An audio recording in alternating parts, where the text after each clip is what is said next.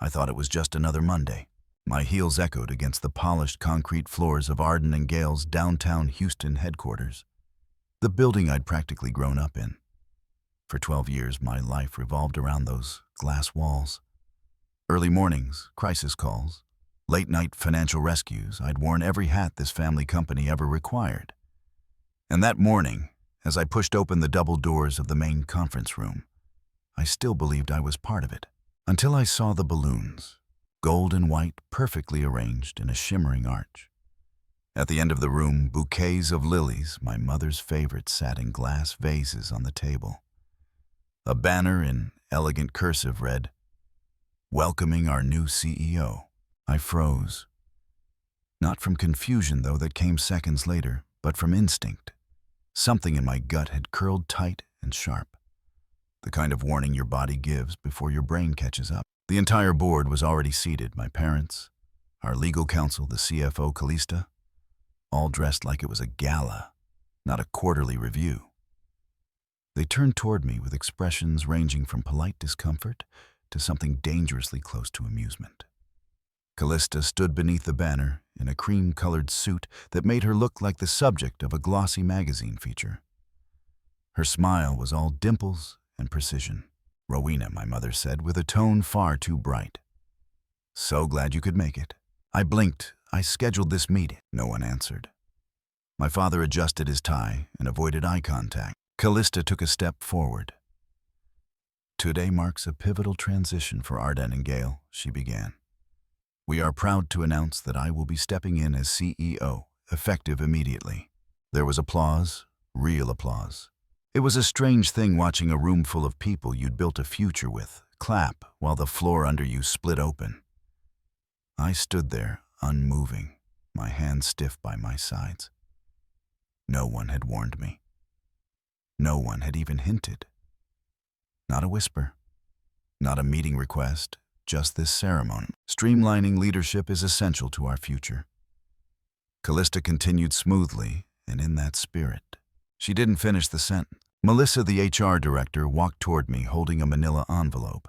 I saw my name typed neatly on the label. Termination notice. I didn't need to read it to know I didn't reach out to take it. I just looked at Calista. "You couldn't say this in private?" I asked, my voice low. She didn't flinch. "It's not personal, Ro. You've outlived your role." Outlived my role. I remembered canceling my honeymoon to fix a vendor meltdown in Denver. I remembered spending 3 nights in a sleeping bag in the server room during a system crash. I remembered wiring $250,000 of my personal savings 4 years ago to keep payroll afloat. At her request, I had built this company's spine while she posted filtered photos from corporate retreats she didn't plan. And now I was being told I was obsolete. My mother looked down at the table. My father still didn't meet my eye. Melissa gently pressed the envelope into my hand. "Your things are being sent to your car," she said softly. I turned before anyone else could speak. The hallway felt colder than it should have. At the elevator, I saw a junior associate, someone I'd mentored, holding a cardboard box with my name on it in black marker, my coffee mug. The framed picture of me and Dad from the company's launch party. The pen he gave me engraved with our initials. Everything packed, prepared. They hadn't just decided this morning, they'd planned for weeks. When the elevator doors slid open, Calista stepped beside me, pretending to check her phone. "This is just business," she said, not looking up. "You made things too emotional." I didn't respond. I just stepped in and let the doors close behind me. At home, I set the box down on the kitchen island and just stood there. The silence felt like grief. Not the loud kind, but the quiet, splintering sort that seeps into your lungs and sits heavy behind your ribs. I didn't cry. I didn't shout. I just reached for a glass of water, then opened the box to start unpacking. Near the bottom, beneath the tangle of pens and notebooks, was a thin envelope. No label. Just my name written in the careful looping script of our former legal counsel. Inside were 2 pages, heavy parchment signed and notarized. I knew what it was before I finished the first paragraph. 4 years ago, on a cold night in Austin, Calista had shown up at my apartment in tears. Payroll was due, our line of credit had frozen, and our largest supplier was threatening to walk. She begged me to co-sign a short-term infusion to keep operations afloat. I had wired the money the next day, signed a temporary agreement under the guidance of a lawyer she trusted. That agreement, now in my hands, granted me 10% of Arden and Gale's voting shares, non-dilutable, non-revocable, active unless I submitted a written resignation, which I never had. The contract had been tucked into that envelope, hidden inside the box of my own belongings, probably out of guilt or oversight, or some part of Callista believing I wouldn't remember, that I wouldn't keep records. But I had. The ink hadn't faded. My signature sat cleanly at the bottom next to hers.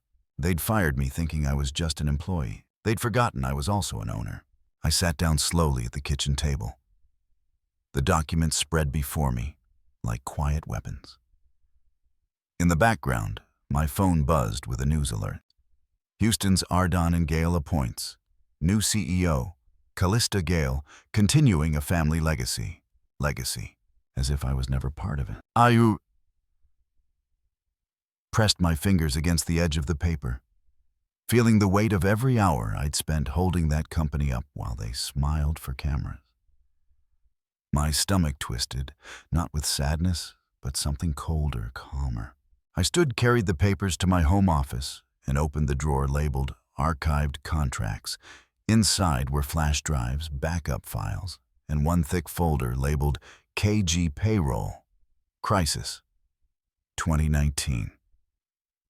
I found wire receipts, board emails, memos I'd drafted during that week of chaos. They thought I'd forget.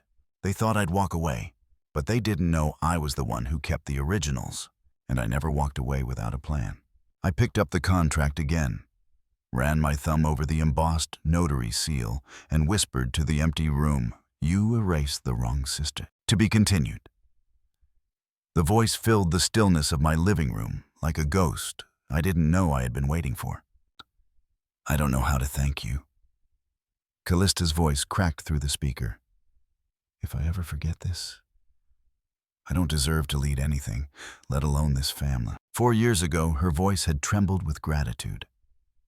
Now it echoed like an unkept promise. I sat motionless on the couch. The tiny speaker of the USB drive Clark had sent, still playing, still unraveling the threads of everything I once believed. The recording ended with a breath, a whisper, then silence. The kind of silence that burned, the kind of silence that told me I had never been crazy, that I hadn't imagined the betrayal, that I was not as Callista once said with that smug tilt of her head, reading too much into things. Clark's message had come just hours after I found the notarized agreement.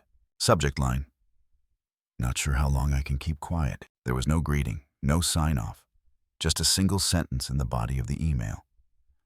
"They told me to erase you, but I couldn't do it. I kept everything." Attached were 3 zipped folders, a password, and an address to meet if I wanted to. I hadn't opened them right away.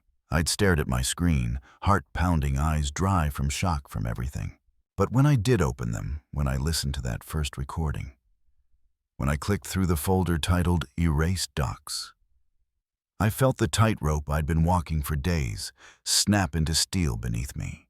There were scanned emails, board meeting minutes that had been altered, voting logs that excluded me even when I legally had a stake in the room. Clark, the quiet man who rarely made eye contact and always wore the same navy sweater, had kept everything. "I'm not brave," he had said, sitting across from me later that night in his dim apartment. I just couldn't pretend anymore. I believed him. He wasn't doing this for revenge. He was doing this because he still had a conscience. "They made me delete your name from internal voting records. They fabricated a consent form. I didn't sign off, I just didn't fight it until now." I watched him listen, nodded as he slid over the second USB. This one was labeled Financial Fraud Archive in small, nervous letters. "They forged your signature," he said quietly. "Callista did it, and your mother backed it. I overheard them in the conference lounge saying you'd fade out quietly, that loyalty would keep you silent." Something in me flinched. Not at the accusation, but at the accuracy. They knew me, or at least they had. They had counted on the girl who canceled vacations to solve supplier disputes, who never took credit when others needed the spotlight, who once sent Callista flowers after she gave a press conference full of my numbers and claimed them as hers. They'd forgotten something. That girl had grown tired. Clark's fingers trembled slightly as he pulled out a folder from his drawer and handed it to me. Inside were financial reports, real ones before the adjustments. A comparison between the official record and the falsified one submitted to the board 6 weeks ago. They redlined you out of the legacy clause, he said. They even backdated a document with your initials, poorly forged. I didn't say much. I just nodded, flipped pages, and took notes with a calm I didn't know I still had. When I returned home that night, I laid the documents across the floor, lined them up like puzzle pieces.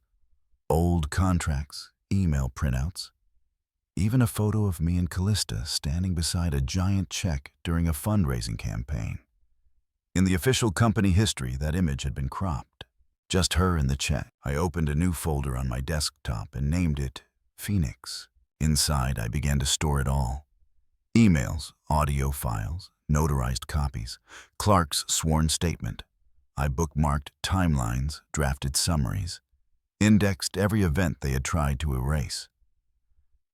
Each file wasn't just a piece of evidence, it was a bone in the new spine I was building. Then just past midnight, my screen pinged. A new message. Layal Parkson. I hadn't seen his name in years. Still got that spark. Let's build something that's yours this time. I stared at the message, barely breathing. Layal had been the only mentor I truly respected. He left the company 6 years ago, when the board refused to fund his innovation arm. He'd said quietly as he packed up his office, they don't know how to hold on to people who build the engine. Then, he disappeared into a new venture, into his own rhythm. I hadn't heard from him since, until now. I clicked reply, then paused. There was so much I wanted to say. So much I wanted to unload, but all I typed was, let's talk tomorrow. I closed the laptop, gently walked to the window and stared into the dark Houston skyline. The city pulsed below like it always had, indifferent humming with its own story. But I wasn't the same woman they pushed out of that boardroom. I wasn't broken, I wasn't unsure. I was preparing, and preparation was power. The next morning I woke earlier than I needed to. I poured a black coffee, no cream, no sugar, and sat with the printouts Clark had given me. I annotated margins, highlighted sections, and compared documents side by side. I found 3 more forged entries, all sloppily executed, all using a font Callista never noticed was different from mine. By 9 a.m. I had a legal memo ready. By 10 a.m. I had a digital folder set to auto-upload to a cloud server under a locked alias. By noon I had booked a lunch with Lyle. I wore navy, simple clean. No need to overcompensate. When I walked into the restaurant, he was already there. Same posture, same kind eyes. You look taller, he said with a smile. I stopped shrinking, I replied. Over roasted salmon and quiet jazz, we talked about what happened, about what could happen, about building something better, something that didn't rely on last names or lineage, but on merit, on vision. I want you, he said plainly, as co-founder name on the door. Real equity, not a thank you card. I didn't respond right away. Instead, I asked, how much time do I have to decide? As much as you need. But not forever, he said. After lunch, I stepped into the sunlight and let it hit my face like truth warm honest. Back at home, I opened my laptop and created a new subfolder inside Phoenix. I labeled it Exit Plan, Stage 1. Inside, I wrote the words, they wanted silence. I'm giving them memory, and memory never forgets. I saved the file, and then I hit print. To be continued. He didn't call, he didn't email, he just showed up. I was standing by the window in my new corner office at Lighthouse Partners, reviewing a draft proposal, when I caught a glimpse of him through the frosted glass. Zachary Cole. Still impeccably dressed, still pretending he wasn't panicking beneath that expensive suit. I stepped back from the window just enough to make him wonder if I'd seen him. When my assistant gently knocked and announced his name, I nodded once and said, "Send him in." He walked in with that artificial confidence so many men learn young. Like charm could replace accountability. No flowers, No folder, no apology. "Rowena," he said, drawing out my name like it tasted foreign in his mouth. "You look—" "Well, I am," I replied calmly. "What brings you here?" He sat down across from me, uninvited. "I won't waste your time. Things are strained at Arden and Gale. A few clients are nervous. There's uncertainty around leadership transitions," and he cleared his throat. "Your name keeps coming up." I let him talk. I wanted to hear how far he'd twist before snapping. "We're not asking for a formal return," he said. "More of a consulting arrangement, discreet, flexible, no official role needed. Just your insights to stabilize key partnership." I raised an eyebrow. "No official role, no acknowledgement, just my expertise to clean up your mess." His jaw tightened. "It's not a mess, it's a moment of transition." I almost laughed. "Zachary, you fired me." He looked away, then back. I didn't know everything then, and frankly, I was following direction. Callista's name wasn't said aloud. It didn't need to be. "You're here without her permission?" I asked, tilting my head. "I'm here because the board is breathing down my neck. We lost Talos Tech last week. Goldspire is threatening to suspend renewal talks. I need stability. You are stability." That at least was true, but it wasn't enough. I leaned forward, folding my hands on the desk. "You came here hoping I'd feel loyalty to a legacy that erased me. You want my silence to cover your chaos? You want me to fix it without owning how you broke it. It's not personal, Rowena. It never is, until someone demands accountability." He shifted in his chair. "So what do you want?" "Time," I said, "to consider." He seemed relieved. "Great. We can work out the details this week. Maybe just—" I cut him off with a smile. "You'll hear from me." He left with a flicker of hope in his eyes, and I let him take it. Once the door shut, I opened the locked drawer in my desk and pulled out the Phoenix folder. I added a new note day. Contact initiated from AG CEO. Informal offer made, no terms committed. Then I made 2 calls. The first was to Mr. Lang. "It's time," I said. "Begin drafting a position notice, outlining existing shareholder rights." "Are we aiming for negotiation?" he asked. "No," I replied, "documentation for Nat." The second call was more personal. I dialed a number I hadn't touched in over a year. It rang twice. "Rowena," said a warm, grounded voice. "Hi, Lyle. I'm ready to talk." That evening I drove across the city, not home, not to a bar, but to a quiet print shop tucked between an antique bookstore and a dry cleaner. I handed the technician a sleek black USB. "These are notarized copies. I want 3 sets printed and sealed. Label them Phoenix, client copy, legal copy, and personal." He didn't ask questions. He just nodded. As I waited, sipping bad coffee in a plastic chair, my phone lit up again. A text from Clark. "They're purging emails, just FYI." I smiled grimly. "Let them," I whispered. They were trying to delete the past. I was preparing to write the ending. When I got home, the house felt sharper than usual. Every light switch, click, every door creak. It wasn't fear. It was clarity. I was done being sentimental about what had been taken from me. I poured myself a glass of water and placed the 3 sealed envelopes on the dining table. Then I opened my laptop and scheduled a private meeting on my calendar. Subject: contingency activation brief. Location: Lang & Associates. Private room. Date: 1 week from today. No other details. Just the signet. The story wasn't over. It was just starting to unfold on my timeline by my design. And next time they called my name, it would be because they finally remembered who I was. Not Callista's sister, not the quiet one, but the woman they erased, and who never really left. 2 months. That's how long it had been since I walked out of Arden and Gale with nothing but a cardboard box and a silence so sharp it split me open from the inside. And now here I was, walking back in, not with a badge, not with a title, not even with an announcement, just a contract quietly signed by a desperate CEO who thought damage control could be outsourced like a printing job. The front desk receptionist, new and too green to know the history, offered a clipped greeting as I passed through.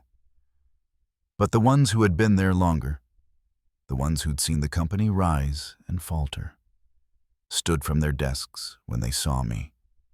Not in alarm, not in obligation, in quiet recognition. No one asked why I was back. Maybe they were afraid to, maybe they already knew. I took the elevator alone to the 5th floor where the executive wing once buzzed with certainty. Now the air up here felt thinner, tense, like no one wanted to breathe too loudly in case it collapsed. What little stability remained. Zachary hadn't even bothered to meet me in the lobby. He was unraveling too fast to maintain formalities. Rumors were circulating like wildfire. Departing clients, frozen initiatives, a growing list of senior staff handing in their resignations with silent stares and short farewells. They called my presence a strategic consulting arrangement, short-term temporary quiet, the kind of thing you whisper about in meeting minutes, but don't include in the official record. That suited me just fine. My assigned workspace wasn't an office. It was a sterile glass-walled room tucked between the legal and compliance departments. A message in itself here, but not really here. Present, but invisible. They hadn't learned that would be their final mistake. I set down my leather bag, opened my laptop, and connected to the only system that mattered, my personal phone. My handwritten notes, the contact list I'd curated for nearly 2 decades. I didn't need access to their files. I had the real ones. The names that answered my calls, the ones that still remembered what trust felt like.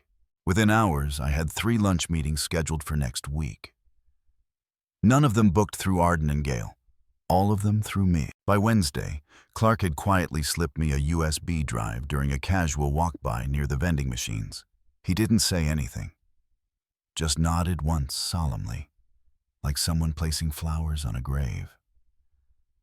The drive contained more than I expected, discrepancies in the budget. Irregularities in vendor renewals, board decisions retroactively edited in the system logs. Callista might have stolen my seat. But she never learned how to wipe a trail clean. By Thursday, I knew the exact number of contracts the company was at risk of losing. 4 of the major ones had already scheduled exploratory calls with other firms. 2 had reached out to me directly asking if I was still available for guidance. Zachary stopped by once during the week. He hovered at the edge of the glass room, his suit more rumpled than before, his smile thinning. "How's it going?" he asked, too casual for a man whose kingdom was catching fire. "Progressing," I said, eyes still on my screen. He lingered as if hoping I'd offer him a rope to climb out of his own pit. I didn't. Eventually, he walked away. On Friday morning, I took a call from Mr. Liang. He didn't bother with pleasantries. "We'd like to schedule a new meeting," he said. "With Ardan and Gale." "No," he replied. "With you and Lighthouse Partners." I paused only briefly. "I'll make time." The call lasted less than 10 minutes. But when it ended, I sat still for a long moment, absorbing the weight of it. The shift had begun. Not loud, not dramatic, but undeniable. The kind that rearranges the future with one careful decision. That afternoon, 2 more emails came in. Both from companies I'd worked with for years, both signaling they were open to moving their business. If I was still at the helm, I didn't respond right away. I didn't need to. Instead, I stood, walked over to the floor-to-ceiling windows that overlooked the city below and let myself breathe. Outside, traffic crawled under a golden autumn sun. Inside, the buzz of uncertainty hummed through the walls of a company that had once mistaken loyalty for weakness and confidence for rebellion. I wasn't here to make speeches. I wasn't here for redemption. I was here because silence remembers. And this time, it would speak. The same glass conference room, the same sterile air conditioning hum. But everything else was different. This time, I wasn't walking in with my head down or my voice quiet. I wasn't here to listen or to be dismissed. I was here with a file folder, a list of names, and a truth too heavy for denial. I walked past the receptionist, who once avoided eye contact after my firing. She stood up when she saw me now. "Miss Gale," she said softly. I just nodded. Inside the room, the board of Ardan and Gale was already seated. Callista sat at the head where I once saw our father sit back when the family name still meant something more than curated press releases and embellished revenue figures. She looked the part, sleek suit, silk scarf, that confident half-smile she had perfected since childhood. But under the table, I noticed her fingers tapping nervously against the wood. She knew this wasn't just another meeting. She knew I hadn't come back for reconciliation. The chairman, a sharp-eyed man who had served on this board longer than Callista, had worn high heels, opened the floor. "Thank you for joining us, Ms. Gale," he began, eyes moving from me to my sister. "This meeting has been called in response to a series of inquiries, both internal and external, regarding recent partner departures and internal governance concerns." Callista leaned in. "Let me first say that any recent client losses are part of natural market shifts. These are growing pains expected during a transition. Actually," I said, interrupting gently but firmly, "I believe the board deserves to know the precise cause." I reached into my leather tote and retrieved the packet I had printed just that morning. Inside, financial statements showing discrepancies. Callista had signed off on a timeline of client communications she never made, and emails that had been conveniently deleted from the server, but not from my encrypted backup. And then there was the flash drive. "What's that?" someone asked. "A few recordings," I said, plugging it into the laptop already connected to the screen. Clark, our former head accountant, felt he couldn't keep this to himself. Callista shifted in her seat, the room filled with her voice. Not today's voice, the voice of a woman in a closed-door meeting, laughing with our mother about streamlining leadership, about how Rowena still thinks loyalty gets you somewhere. "She won't fight back," her voice said. "That's why I win." The silence that followed was palpable. Callista opened her mouth, but the chairman held up a hand. "We'll ask questions in a moment. Please let her finish." I stood a little taller. "This isn't revenge. I'm not here to demand reinstatement or ask for apologies. I came to show you that while you bet on branding and ambition, I built relationships, real ones, ones that left when I did." Then I turned to Callista. "You told me I outlived my role. But roles evolve. People evolve. You never saw it because you never thought anyone could stand taller than the title you claimed." The chairman spoke again, this time to Callista directly. "Given the evidence presented and the resulting breach of fiduciary duty, we have no choice but to place you on immediate administrative leave pending further investigation." Callista tried to speak, but no words came. After the meeting, as I packed up, my phone buzzed. An email from Everglyn Capital, subject line, "Invitation." They were forming a new international division. They needed a leader who understood both infrastructure and integrity. Someone who could build from ashes without carrying old smoke. They wanted me to lead it with full autonomy. That night, I didn't go out to celebrate. I stayed and lit a single candle on the kitchen counter, opened my laptop.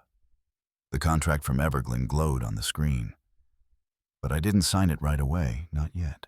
Instead, I scrolled through my voice memos until I found the one I had saved from the day of my firing, Callista's voice smug and certain, "You've outlived your role." I closed my eyes, breathed in, and when I opened them again, I whispered, "Or maybe I just outgrew it." The past hadn't vanished. It had evolved, and so had I. I hadn't taken everything back. I had taken what mattered forward. Rowena's story isn't just about being fired. It's about what happens when the quiet one, the steady hand behind every rescue, gets pushed aside without warning. But instead of lashing out, she chose silence. Not as weakness, but as a weapon, a strategy. And in that silence, she remembered everything they forgot. The documents, the trust, the relationships she built across years of sacrifice. What Callista never understood is this power given through favoritism fades fast. But power earned through consistency, loyalty, and foresight, that's the kind that outlives every title. This story reminds us of something deeply important.